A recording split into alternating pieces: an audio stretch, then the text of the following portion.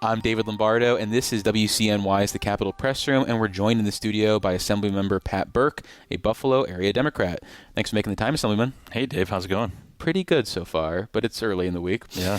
Well, you've been a leading advocate for exploring how psilocybin, the active ingredient in magic mushrooms, might be used in New York for medical purposes. And the diehard listeners have probably heard you on the show in the past. And there's some news on this front because psilocybin is currently a Schedule I drug at the federal level, meaning there's no accepted medical uses, but that might be being thawed, we might say, with the president signing an executive order intended to make psychedelic drugs more available to treat certain mental health conditions. And he also ordered the FDA to review these drugs like psilocybin. What are your expectations for these actions out of Washington, D.C.? Because sometimes we get some executive orders and it's all, show and no substance, all sizzle and no steak. But what are your expectations for this? I mean, they're not high, no pun intended. They invite themselves, especially as we record on walk into it, 420. Yeah, it is 420. That's right. That's a different I don't drug. know what that means. Sure. I can explain off air. Yeah, thank you, King of Podcast Bros, Joe Rogan. They're not just destroying society. They have these small benefits of getting to Donald Trump and hopefully pushing this along. Listen, this should have already been passed in the law in New York State. We are now incredibly far behind. I would say at this point when it comes to psilocybin-assisted therapy, we're becoming regressive, where we're behind Donald Trump, we're behind Texas, we're behind a bunch of conservative states who are actively moving this. So the science is not in dispute. The data has been collected. The efficacy of psilocybin really isn't up for debate. It's just whether we're going to stick with yesterday's ideas, yesterday's prejudices, and when even Donald Trump is starting to move the needle on this, we got to get better. It's really inexcusable. So working within my conference to push it, and certainly looking at the governor and saying, I'm looking at the governor and seeing she's going to be going into her second full term, presuming she wins, which I think we're all presuming she's going to win. But look at what other New York governors were doing going into their second terms. Rockefeller was building the SUNY system.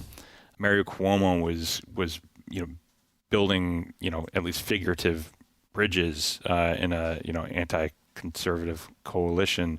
You had all of these governors making major impacts, and then you see what governors are doing across the country and, pushing initiatives, championing causes. And we're seeing the governor, squabble, with the legislature over relatively esoteric, small ideas. And so we want to see her taking big swings and moving the needle and what her legacy is going to be. I don't want it to be the governor of no or, the governor of moving these very, very tiny issues that people don't really know about. And so, I'm certainly looking to her and looking for her leadership on major issues like this.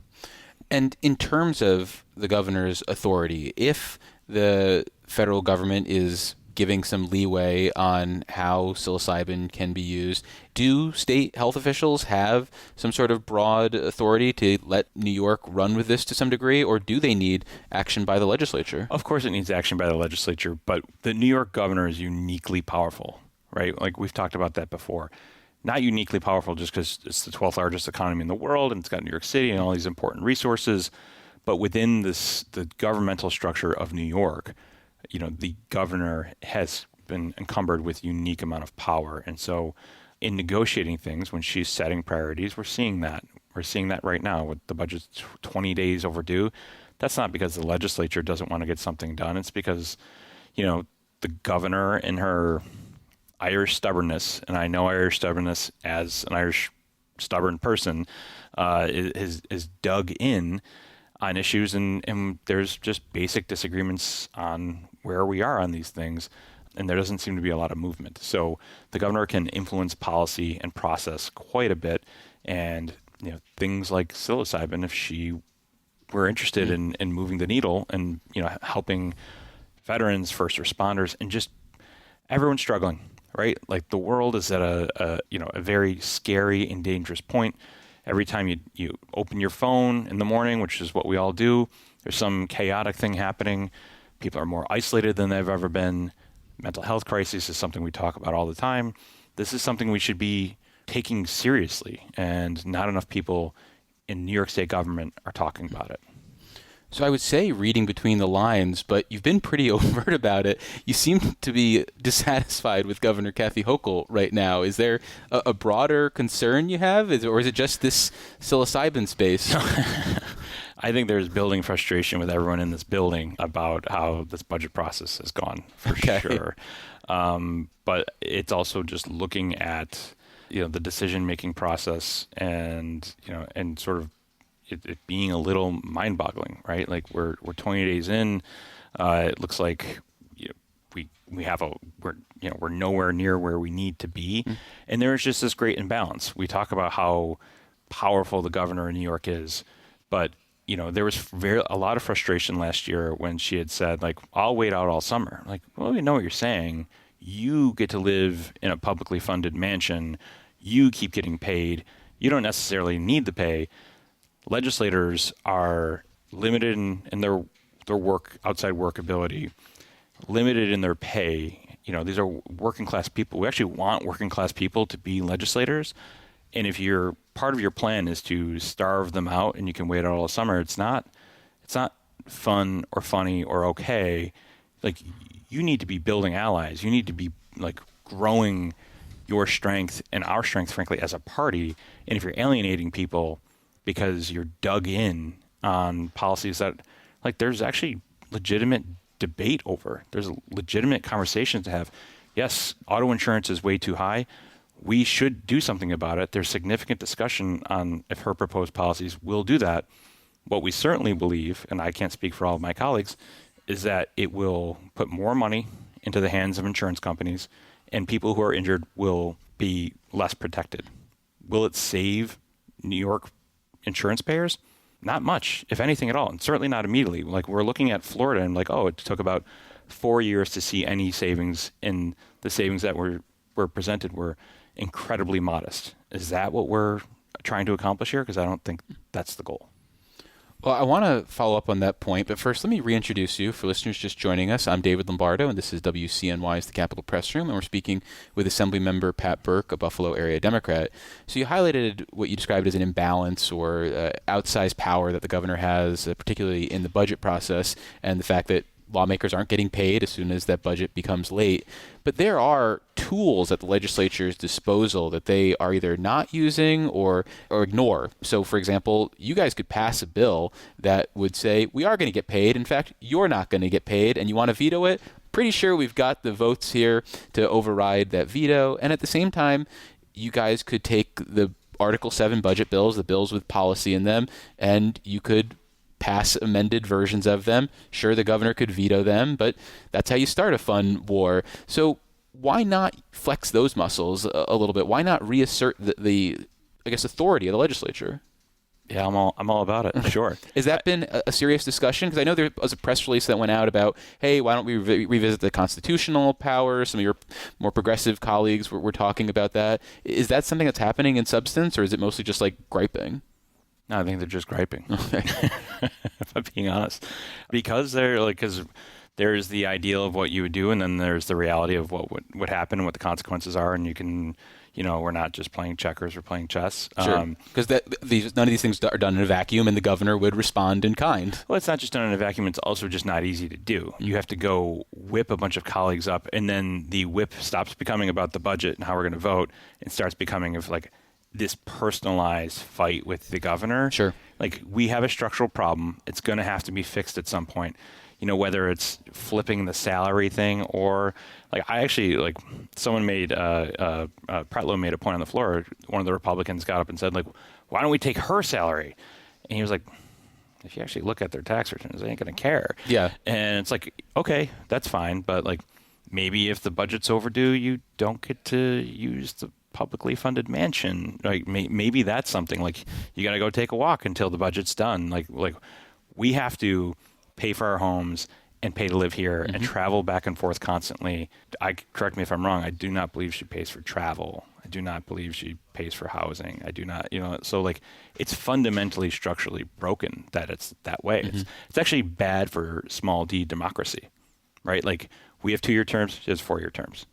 If the budget's not passed, even if it's by Like she's saying, well, just do what I want, and then the problem's solved. Like that's bad for democracy. That's not how this is supposed to go. So anyone who cares about that small d democracy should want these structural things fixed. Well, turning to a substantive budget issue that's being considered right now, we've got municipalities all over New York, some of these larger cities, not just New York City, but your neck of the woods, Buffalo, that are talking about some structural financial imbalance. And there's a discussion right now about what support, if any, the state can give Buffalo and other cities. At the same time, though, there's a conversation led by the unions about the public workforce and their pension benefits. Sure. And those changes would be pretty costly, and cost that could further set off an imbalance in the municipality budgets. How are you thinking about these moving parts as the chair of the Assembly Cities Committee? Certainly, the first non-New York City member to ever chair this committee in 160-something years is kind of a funny position to be in a little bit, because it's been historically so New York City centered, and granted, a lot of my work ends up being focused on the city, but I've tried to pivot it back to the other 61 cities in the state of New York. And certainly, my hometown of Buffalo and Rochester, Syracuse are places I'm very familiar with and spend a decent amount of time in. They're struggling, right? They are absolutely struggling. Now, the balance of that should not be on their workforce. If we do not give the workforce in these city governments and the, public employees everywhere quality benefits, we are not going to have quality people working those jobs. So that is its own public service problem that we have to deal with. And you don't think they're quality benefits right now?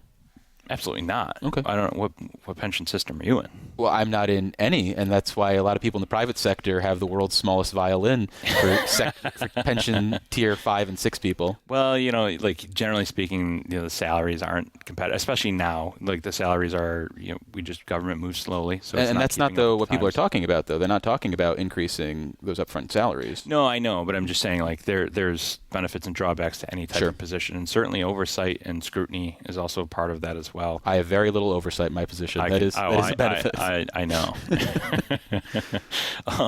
So my goal in this budget cycle has been to make sure that upstate cities are receiving more in funds. They still need a lot more. I think we talked. I don't know if we talked about it, but Buffalo is 20 something plows short of being able to they have 14 functioning plows for the city of Buffalo. And I think they would need 25 more to actually be able to effectively plow their streets. That's wild. That's not sustainable. Now, Buffalo screwed up. Buffalo spent the last 20 years, not effectively running its government or taxing its people in an effective way. They, I think the current mayor, and those are his numbers, not mine, said that there's essentially a $600 million gap compared to other cities on their tax structure of what they should have been doing this whole time.